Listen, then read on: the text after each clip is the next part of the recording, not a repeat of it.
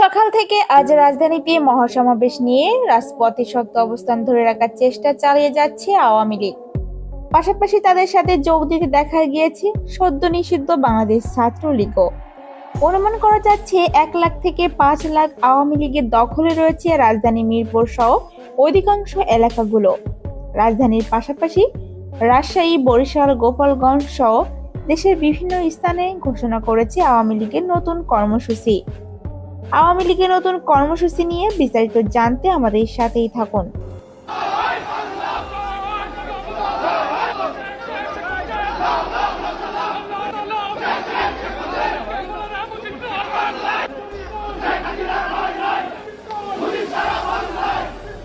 Clearly বললাম যে যদি সুযোগ হয় তাহলে শেখ হাসিনা লড়াই করব ট্রাইব্যুনাল সব মামলাতেই।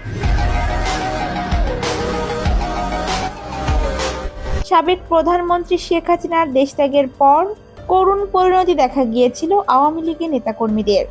তবে এবার নতুন করে সজাগ হচ্ছে আওয়ামী লীগ। সাবেক প্রধানমন্ত্রী শেখ হাসিনাকে দেশে ফেরাতে রাজধানীর রাজপথ দখল করে রেখেছে আওয়ামী লীগের নেতাকর্মীরা।